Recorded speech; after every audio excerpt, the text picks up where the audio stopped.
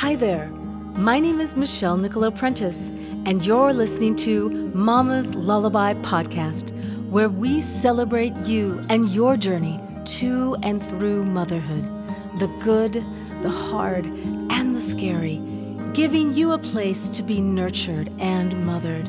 You deserve it. Welcome.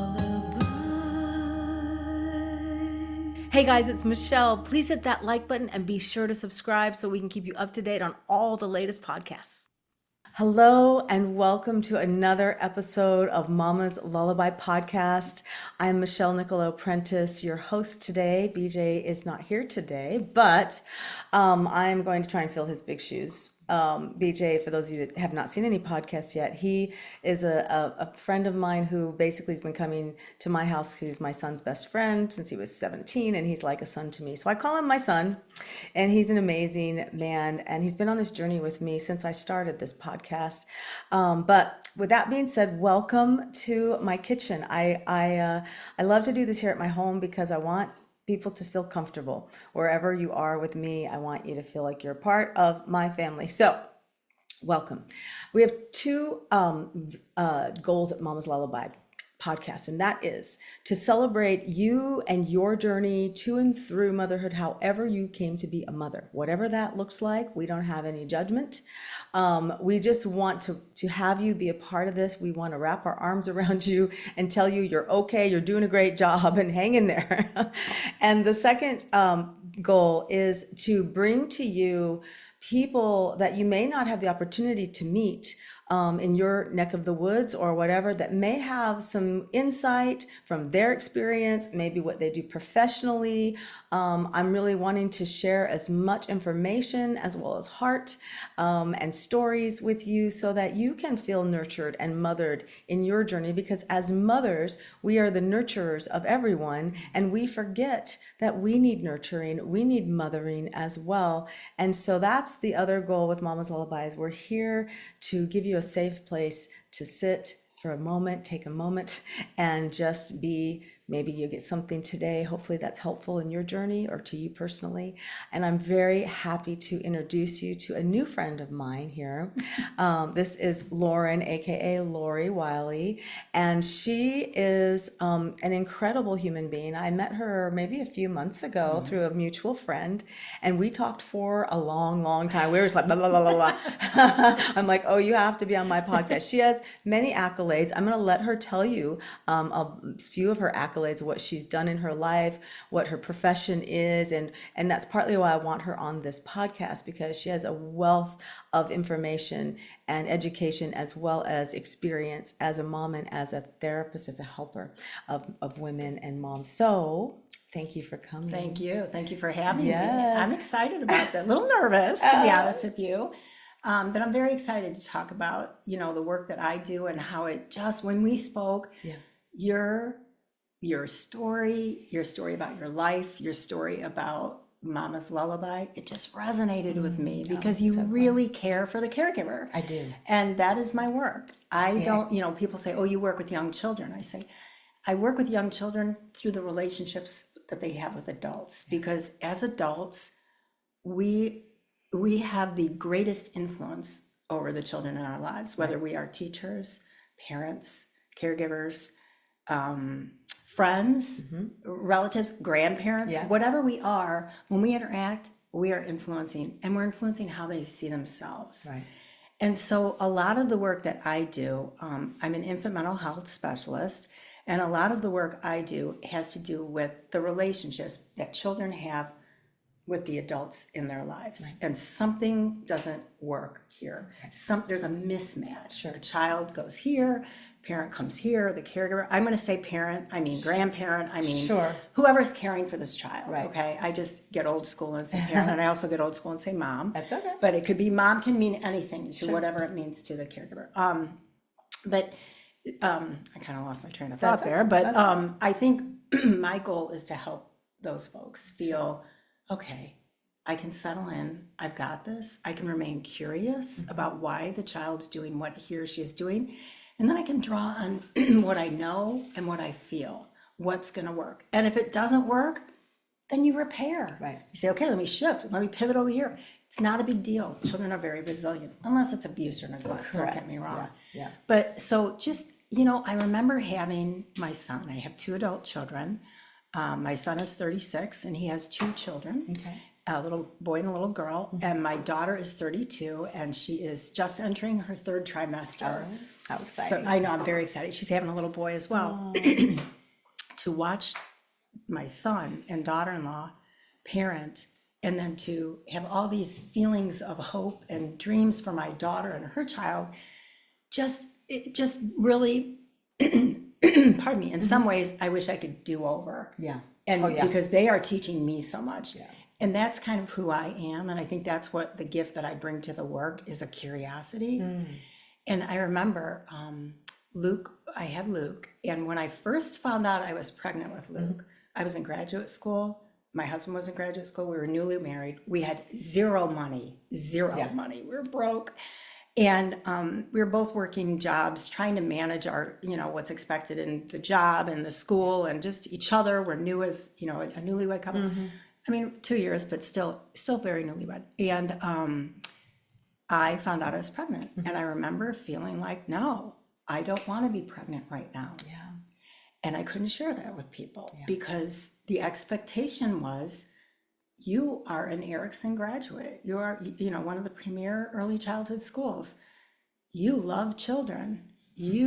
How dare you not be excited? And I didn't say anything to anybody, even to my husband. I was like, yeah, we're pregnant. And inside I had a flood of thoughts like, how am I going to finish school? And what does this mean? And who am I going to be? And how's this going to disrupt or change my... Excuse me 1 second. Hang on, kids. I forgot to turn my phone off. Okay. That's life. That is life. This is life in real. We're not doing this live, but this is just what happens sometimes. You forget. Exactly. And you pivot. You pivot. This is life, right? That's Being a parent, exactly you right. pivot. Things happen you didn't expect. Doesn't even throw us off. Right? All right, go on. But I remember feeling that way. And I went through the pregnancy knowing that like this overwhelming sense of guilt as well. Like I should have been happy. I should have been, but it's just hard. How do you think we come to that sort of thought, like, ooh, I feel ashamed. I feel scared to tell people how I actually feel. Why do you think our society is so scared to say how we feel? Because I think that people are very judgmental. We all are. And, in my work, I say, when I'm working with adults and training them, I say, suspend your judgments. I don't believe in being judgment free. We are all judgment. Yeah, we're going to judge. It's just naturally going to happen. It's our human nature. Thank God we judge. We can judge if something's safe or unsafe. Right. But we've taken it to a point where we judge other people without knowing the story behind doing what they do. And so I have learned, I've always had an insatiable curiosity, and I found a place where it can live and actually become part of my career, wondering why. Why does that happen? Why do you do what you do? Why does that child behave the way they do? Don't get me wrong. My judgments are still flying around my head, but I'm suspending them long enough to say, what don't I know? So if someone would have said to me, tell me a little bit more about why you're not excited to be pregnant, I would have given them the list. Because I knew in my head why I wasn't, but I was shaming myself because people tell you what you're supposed to feel. Well, and you see some people and they're just ecstatic, or some people trying to get pregnant and they can't get pregnant. And you're like, here I am. I didn't necessarily want to get pregnant right now, but now I'm pregnant. So like you're looking at gift horse in the mouth, but we all have different times of pregnancies that are joyful. And some that are scary and some that are dreadful. And that doesn't have to do with the baby. No, he was still, I didn't know he was a he at that time. It was just like, oh my God, and what's going to happen to my body? Because I have vanity as well, right? Like, oh my God, what's happening here? But I think I talked to some people throughout my pregnancy, and they gave me permission to be okay with where I was. Who did you talk to? One of my professors at Erickson. A woman or a man? A woman. Okay. And I just said, I'm not excited. I'm not real excited. And she goes, okay. You felt safe to talk to. Here's the thing that I really want to emphasize about Mama's Lullaby and what we are doing is we are creating a village of women. And there will probably be men in this village too, because we need men. Men are very important to our society, obviously. But women need to have safe women that they can tell the truth to. And that is always not always easy in your family, because we have our own family dynamics and we have our own family dysfunctions and traumas because of everyone else's stuff from generations before. Exactly. And none of us were taught emotional intelligence, which is another thing we're wanting to do at Mama's Lullaby, is help people learn emotional intelligence so we have some choices of our own emotions and how to deal with them. So I love this because it's a perfect example of what we're doing with Mama's Lullaby. And I love that, because when you know where your story, or when you know the pieces of your story that are driving your behaviors today, you can say, is this still serving me? It did at one time. I'm sure it did. Is the environment still the same? Like, is my context still the same? Do I still need to behave in these ways? And then you get to make a choice. It's hard to make that choice when you don't know where your behaviors are coming from and someone's just shaming you. I think we do that with children all the time. We take that kid out of my classroom. I'm like, would you be willing to work with me to kind of explore why he or she is doing what they're doing? And a lot of times what I understand is the adult is fearful of how they will be seen. What if my program director walks by and sees his child acting out? He or she's going to think I can't control the classroom. Now I'm getting somewhere. This has nothing to do with the child. This has everything to do with how they see themselves. Like, and I can resonate with that. I can't tell people I don't want to be pregnant or I'm scared to be pregnant. What will they think of me? Had nothing to do with this beautiful little boy that was growing inside of my stomach. You know what I mean? Who we've come to have a very close relationship. But I will tell you, when he was born as well, my husband comes home and where he's carrying all my stuff, my flowers and stuff, and I'm holding Luke in my arms and I start to sob. And Dennis is like, what's the matter? And I'm like, I don't know what to do. I don't know what to do. And he said, wait a minute, what do you mean? What do you mean you don't know what to do? I don't know what to do. He's like, you're in early childhood. I work with adolescents. This is your period of time now. I was like, thanks, that's real helpful. Yeah. Thanks. No. But I remember saying, I don't know what to do because I have it all up here. I went to school and I know the theory and I know, but Luke didn't read those same books yet. Right, he didn't get the memo. He doesn't know how to behave. What if he does something different? And I remember Dennis was like, I think you'll figure it out. And he walked out of the room and I was overwhelmed with emotions. You talk about emotional intelligence. I was overwhelmed and flooded with these emotions of fear and love and hopefulness and shame and, imposter syndrome and all of these things.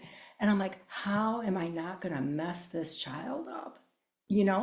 And what I tell moms now is, you're going to. You're going to mess them up. We're going to mess each other up. We do it from a place of love, and we have to learn how to repair. When there's a rupture, we have to learn how to say, I'm sorry. Set out to mess anybody up. We don't. But there was this pressure. You asked where it comes from. It's this pressure that we internalize from what people tell us. And what we've heard and what we've seen. And we are functioning from up here. And when I started to feel with Luke over the next few days, and it was just he and I, because, this was a time where you had 6 to 8 weeks off to have the baby, and your husband or your partner had no time. Go right back to work. And I remember negotiating in some ways with Luke about, okay, I understand what that cry means, and I understand, but I had few people I could turn to. And I don't want anyone to ever feel that way. And so when I approach a mom or a teacher or something, I say, what's this like for you? You're telling me about the child. Tell me where you're at. What does this feel like for you? And my job is to create that you're gonna safe make me space. Cry. Wow, that's so. Well, my job is to create that safe space to say, this is okay. If I do have a judgment, that's on me, and I will suspend it, because judgments are only going to get in the way of possibilities. And so a lot of times, I don't necessarily work directly with moms and babies anymore. I work more with programs, and I train the adults, or I consult with the adults. And when I give them permission to say, how does it feel to be with that mom and be with that child? Tell me the truth. What does it feel like? Don't tell me what you think I want to know. Tell me from here, not from here. Well, this mom, okay, your job is to figure out why. Tell me why. Get to the why understand their culture, family culture, community culture, their ethnicity, understand why they've come to this point in their life and they're thinking the way that they are. There's a story there. Yeah. Everybody has a story. So be privileged to listen to their story. We get caught up with how much we know and how much we're going to share. Mm-hmm. We have some, people say, oh, Lauren's an expert. And I'm like, oh, no, I'm not an expert. I have an expertise in some knowledge in early childhood. Whether or not it resonates with somebody, I don't know. I have to listen first. And I have to listen to what their questions are. Mm-hmm. And then I have to get permission to answer those questions. Are you open to hearing some thoughts that I have? Mm-hmm. Are you open to some information that might help you make a good decision? Are you open to always asking permission? Mm-hmm. That's what I try and do. I'm not always good at it. That's something I wish I would have understood. Wow. We're both Italian. Yeah. And I'm half Mexican, half Italian. And in my Italian family, no one ever asked permission to say what they thought. Especially an older person than you. Oh my gosh. Yeah, you just did what you were told. Yeah, that's exactly and right. They said whatever they wanted to say, and it didn't matter what you felt. And they did the best they could with what they had. And I think that is the biggest thing, the biggest takeaway I have learned when I started learning the faster EFT emotional work that I do, that we also are offering for moms with Mama's Lullaby, is that everyone is doing exactly the perfect thing according to their programming, according to what they know, what they have learned, and what has been programmed into them by their family, just innately. Yep. And then we sit in judgment of them or ourselves if we could learn this early. I mean, think about if your mom had known this, if her mom had known this, what would have been different in your life? Exactly. And then what would have been different in your kids? I don't think we're ever going to get to a place where we won't do something where maybe our children perceive something and it might wound them or hurt them and they have to have therapy. I have plenty of things that I've done that. Of course. You think you're doing everything like, okay, now I'm not going to do that like my mom did, and then you're like, but you did this, and then your kid went. So, we can't worry about, that's why I say, don't worry about paying for college for your kids. Pay for therapy. Put aside money for therapy after, when they grow up and they have all the things that they have to do. That's it. But you know what? You said something, and it's really important. We come from a place of goodness. 99.9% of us do. We don't wake up in the morning and say, how can I get pregnant and really mess that child up? We don't. No. Your circumstances may be really challenging and difficult, but you are in this relationship with this beautiful little baby, and that's what you need to feel. And once I got out of my head and felt and connected and attached and bonded with Luke and held him and looked at him and just gazed in his eyes and have him gaze into mine, and then he smiled, probably gasped, but I thought I took it as nope, my son is smiling. It was you. He's smiling at me. Once he did all of those things, I settled in. Yeah. I wish I would have had Mama's Lullaby to listen to say, once I can settle in and I can relax, he will too. Yeah. They are so hooked into us. But I was afraid. There, like we have home visiting programs for at-risk parents, at-risk families. We're all at risk. Yeah. We're all at risk. Some of us have more resources than others, but we're all at risk because of our stories. Our histories and our stories get in the way sometimes. And to have someone say, tell me more about why you do what you do in a way that doesn't make you feel judged, but make you feel heard and make you feel like it is my story. I don't like all the pieces of my story, but it's my story, and it helped make me who I am today. And I'm, we all have challenges in our upbringings, but I think the challenges that I had made me an effective person when I'm working with people. Yeah. It helped me really, really focus on what don't I see? What don't I know? And how do I let you know that I'm interested?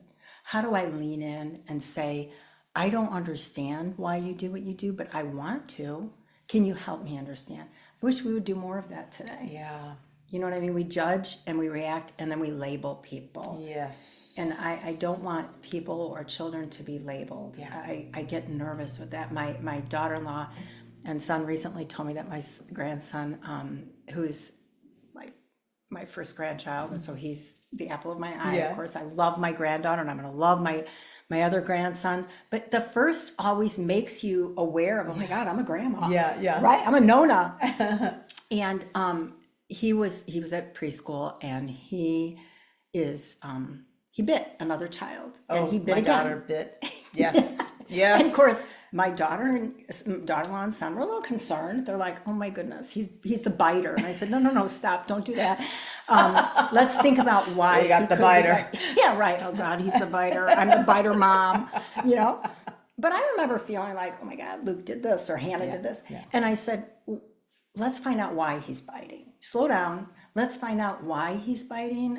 His language is great, but it's not, when you're upset and you want that toy, somebody has it. If I bite you and you drop it, I win. It's mine." So let's understand and then teach him new strategies instead of calling interesting. God, why didn't I know you when my why didn't I know this when my kids were younger? I want do-overs. Oh, me too. My daughter, when she was like a year and a half, became a biter. Mm-hmm. And we were at these friends of ours' house. He was a child psychiatrist. She was a speech pathologist. Their daughter was 3. She had the most amazing language skills.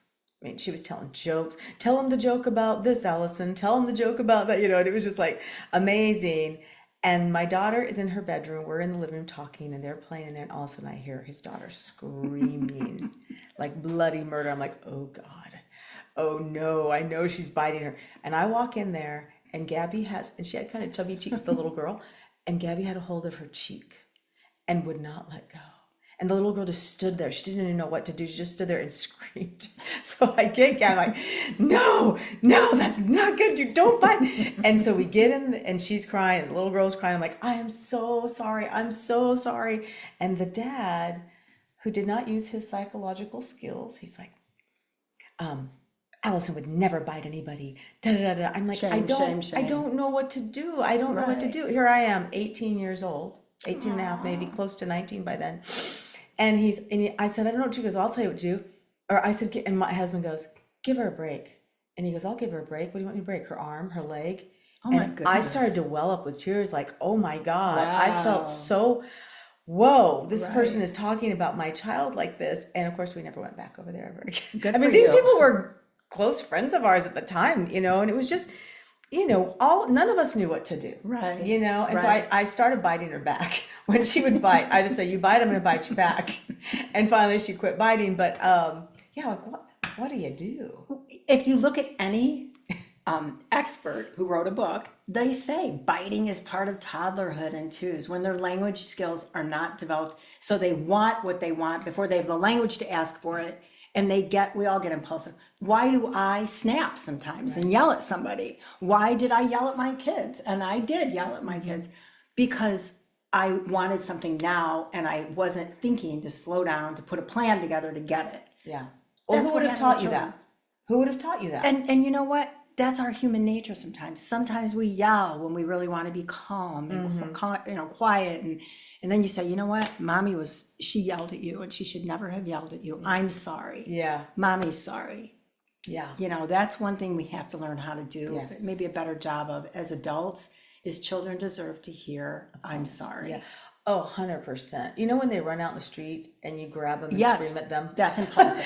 Don't ever do that. That's the bite. Yes, that's exactly. The bite. Yeah, it's when your emotion is very, very high. And so when parents' emotions are already high because of trauma, because of all the things that they think they have to do, and their emotions are here, and then you add a baby onto it, it's over the top. Yeah. They're also sometimes adolescents or young moms or moms who haven't fully developed who they are. And they're trying to do all this and figure this out. And then we shame them by saying, shame on you, your child misbehaved. Shame on you, you didn't feed your child organic food. Stop. Yeah. Stop. Let's just assume everybody's doing the best they can with what they've got. And let's just assume that we might be able to just hold their angstiness or their emotionality or their fear for one moment to give them space to go, whew, thank you. Yeah. I just needed to breathe. Yeah. And I think that's what I offer people. I don't have wisdom where I throw words out there and they're like, wow, that was really great. Wish I did. My kids tell me, you don't have that, Mom. You know what I mean? Maybe not for them, yeah, but for maybe somebody else, sometimes you can hear it better from someone who's not your family. Oh, exactly. I think sometimes I'm much better with other people. Of course. Because there's an emotional piece Yes, of to course. me. But what I will say is if I can just hold and sit with you and just say, we're in this together, and I don't have a path forward for you alone. I have knowledge, but you need to tell me what it feels like. How does it fit into your story? Does it resonate? Is it like, I will never do that? That's not going to happen. What feels good for you? Together, we'll figure out how to move forward. But don't just rely on my knowledge, because that just, it overshadows anything that you feel and know and understand about yourself. That's what I want to know. Yeah. Is there a sort of a step 1, step 2, step 3? If someone's alone at home and they don't have you there to sit with them and hold that energy for them, and sometimes feel like, what does that even mean? I know. I'm going to hold this for you. We can talk, remind me to talk about what that means exactly. But is there some sort of process that somebody out there could maybe utilize if they're by themselves and they find themselves in this heightened state? What could they do? First, self-regulating, regulating yourself. First, acknowledging what's going on for me. And it may mean that you leave the baby crying for a few minutes. They're not being hurt. You check, okay, they're good. Okay, safety's good. I'm going to walk away from this for a minute and get myself. Okay. So you're breathing, you're just close your eyes and just go someplace where it's like, this is calming for me. I got this. What's the mantra I can say in my head? Who helped me see myself as being, effective and efficient and competent? I'm going to get them in my head. What if no one's ever had anyone help them feel that way? What would you say to someone like that? They never had support, or someone saying, you can do this. That's really, really, that hurts my heart. That no one. Well, I mean, I think there's a lot of people out there too, who just didn't have the luxury of people who kind of had that understanding, or maybe those people who raised those people, they had so much hurt and trauma from their families, they just didn't have any knowledge to do it. What could somebody like that maybe? I think just sitting with your discomfort. And your discomfort won't kill you.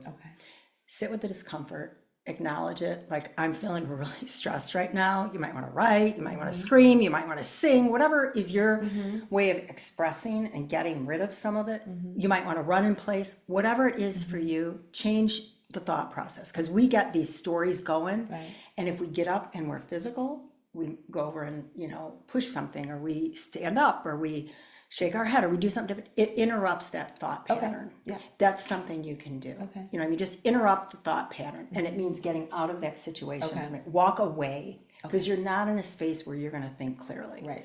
Now, what can I do? What's really bothering me? It's really bothering me that she is crying, and no matter what I do, she doesn't seem to respond. I don't think she likes me. She's doing this on purpose. She's trying to make me. One of the hardest things for me to hear is, my baby doesn't like me. And I'm like, well, you love your baby enough for the both of you right now. She may not act like she likes you. I know in my heart, babies don't, she may not act like she likes you, but I think she doesn't know you yet. How can she get to know you? How can she know you? Can you hold her? Can you pick her up? And she's going to let you know, I don't like laying like this. I like laying like this. Actually, I like bouncing up and down. So what can you try before you're like, okay, I can't do this? Set the baby back down. Walk out. Get yourself together. And by that, I mean, find your center. Just remember, you are a person. And just by being a person, you deserve dignity. Go back in. Try again. It's a trial and error time. And that's what you have to be okay doing. Your baby is going to cry. As long as you respond, she or he is getting the message. When I cry, someone's going to respond. it may not be the best response. You pivot, you try something different. Yeah. I did that a lot, with my children, a lot, because Luke liked to be movement. You know what I mean? Hannah just liked to be chill. So how do you get to know their little personalities and respond to them differently? Yeah. And give yourself a break and walk out of the room and say, I can't do this today, right now, this moment. I'll get it together, but I have to regulate myself. There's a song on, I think it's volume 1, called I'm Losing It, that I wrote with Linda Davis.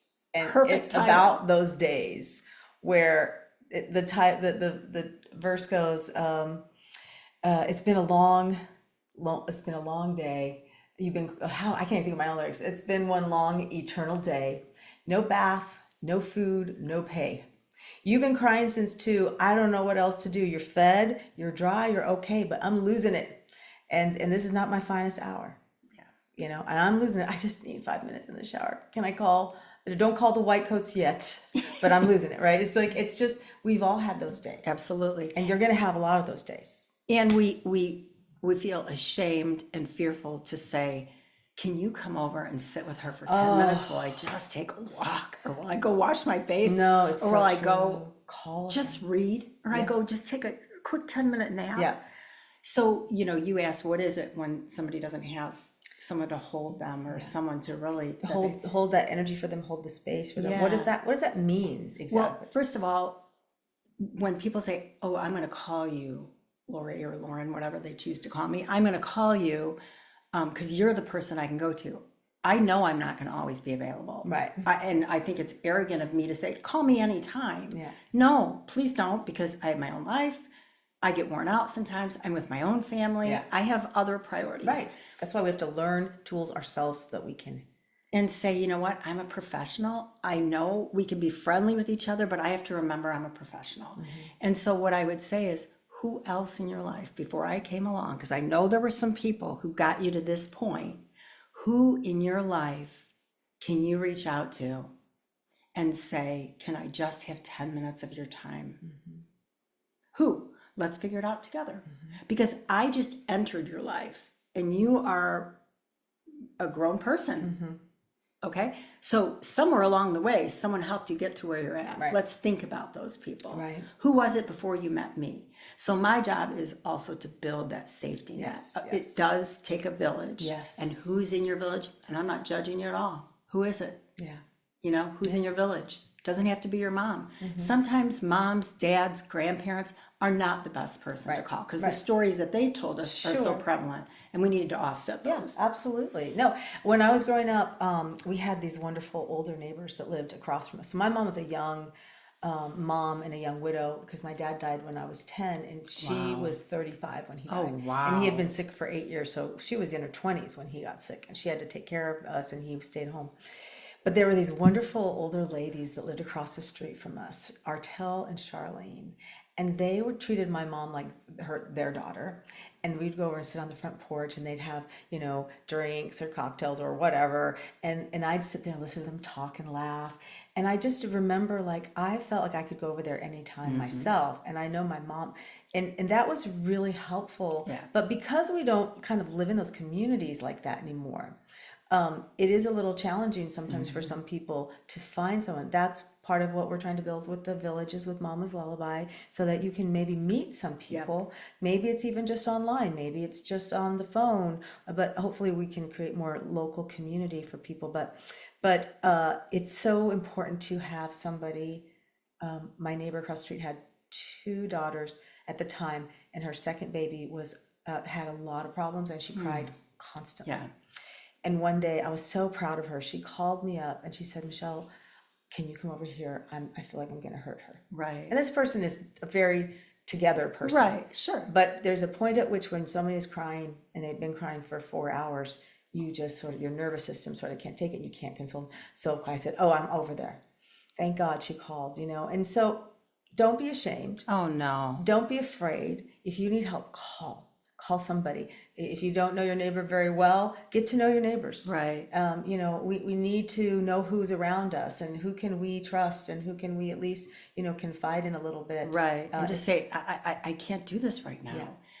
when you can say that, vulnerability connects people. Yeah. It really and truly does, because I may not be vulnerable about that, but I know what it feels like to feel, I can't do this anymore. I don't know what to do. I feel alone.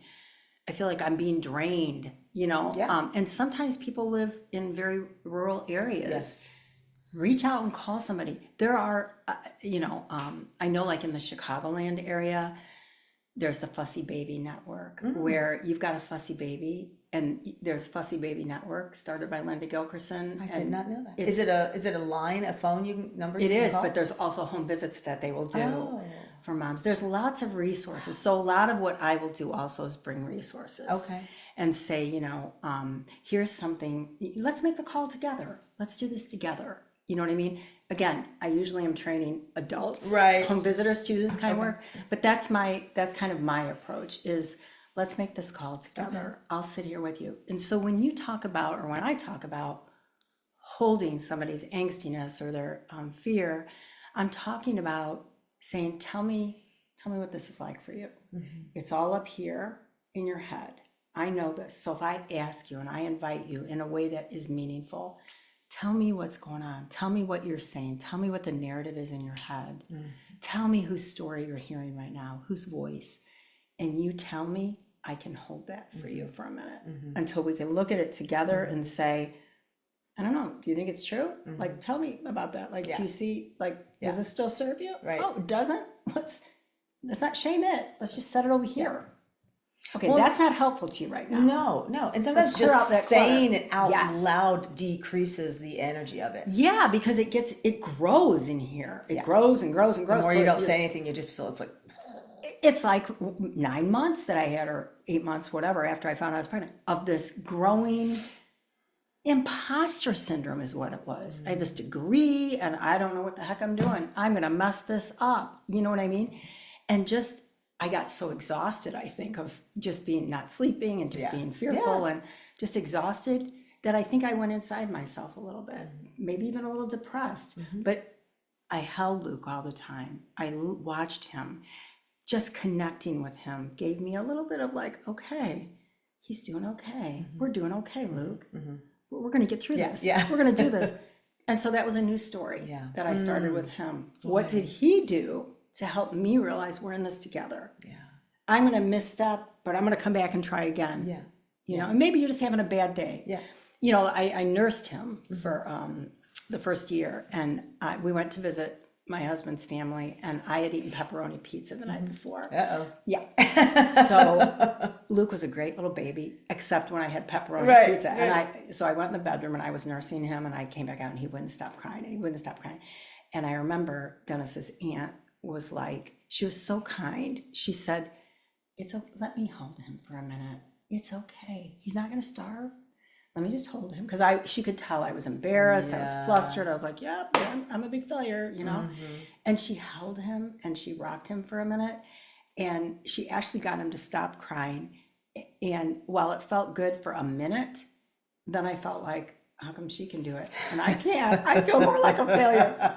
So I don't pick up babies anymore. Even though my heart is like, let me just, because it's a different person and I don't have that emotional energy going on.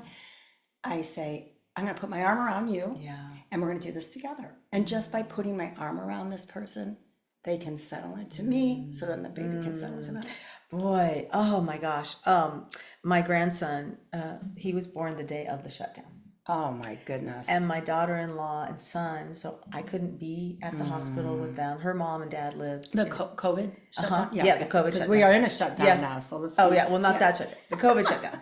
Okay. Where no one could leave their house, basically. And it's their first baby. And she had a difficult delivery.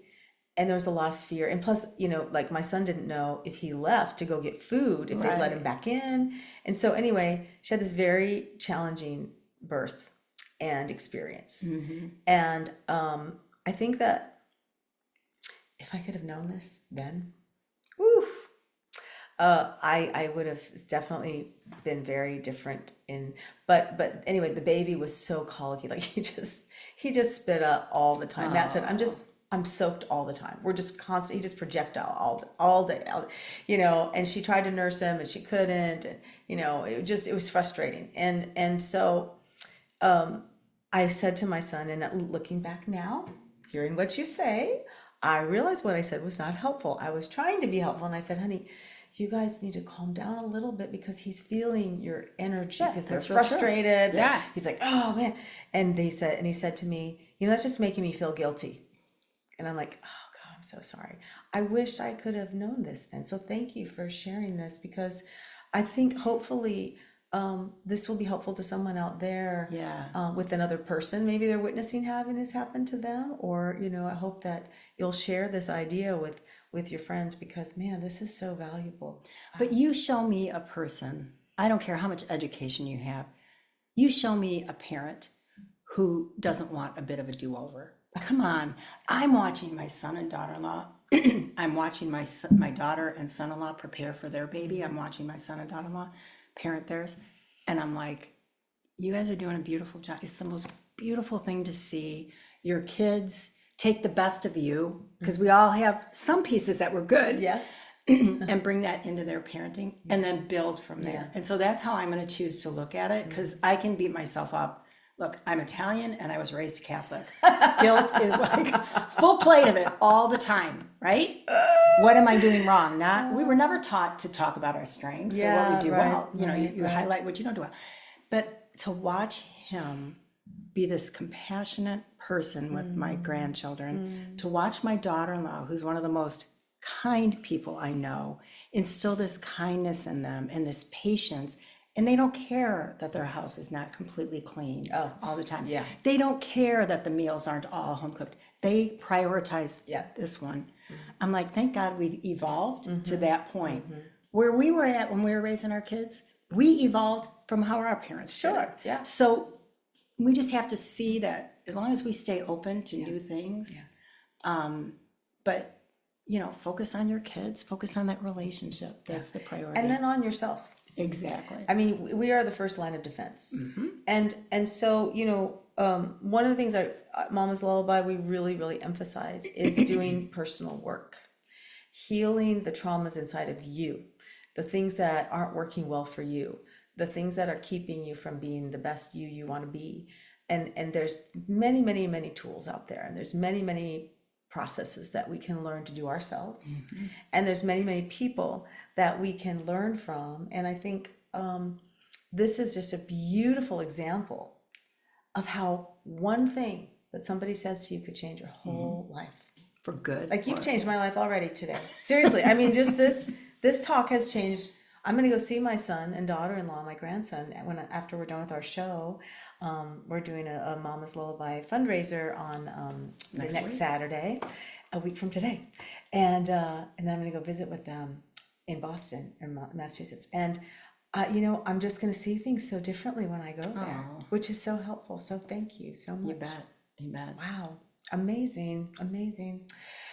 Well, as a takeaway for today's talk, and we're going to have Laurie back on because she has so much wisdom and information and education and love for people and moms. And as a takeaway, is there something that you just want to make sure you leave here saying to somebody out there who might be struggling in their own lives with their children or themselves, as something that might be a little glimmer of hope, or something that might be a little helpful? Sure. First of all, realize that you're not alone. Everyone struggles. Everyone is challenged. It's how we manage it. It's how we fit into the narrative of our life. And we're not all good and we're not all bad. Believe it or not, we aren't. What can you draw on that you say, I know I can do this? Like, I know I feel this. I know, just find that little piece of good in you. And it's there. And if you need someone to help you find it, then you reach out and you find someone to help you find it. You remember, you've got good inside of you. Don't let the people who are in your head tell you who you are. You cannot do that. When you're feeling at your lowest, reach out. We're all there at times. None of us have a market on feeling great all the time. So remember, community is important, and remember your story is important, and it's pieces of your story. It's not all of you. Yeah, So absolutely. I hope that's I helpful. love that. That's beautiful. That's beautiful. And you know,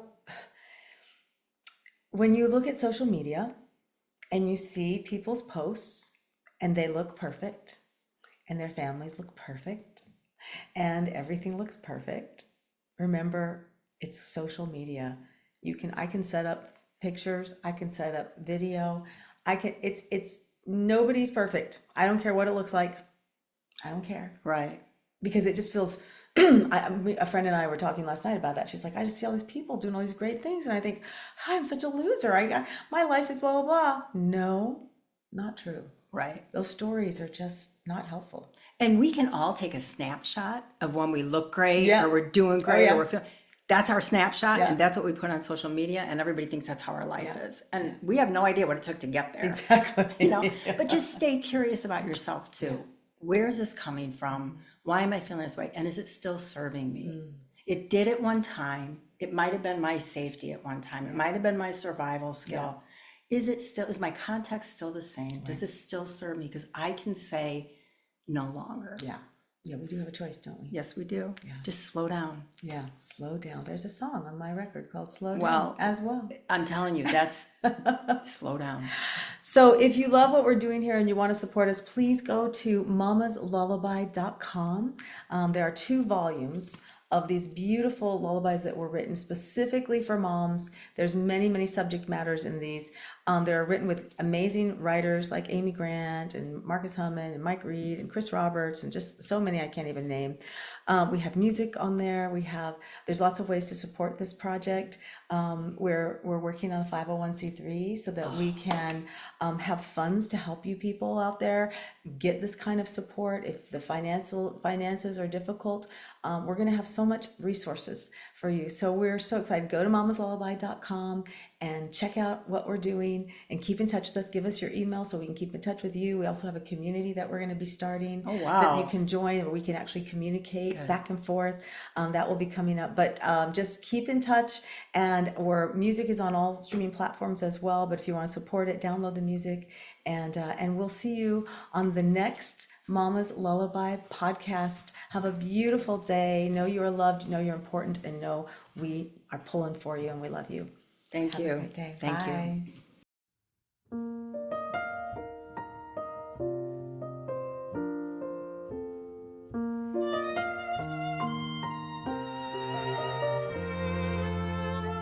Slow down, I'll watch over you. Sleep now. Sandman's coming to sprinkle his sweet little dreams. When you wake, you will see that it's all right. Look outside at the sun.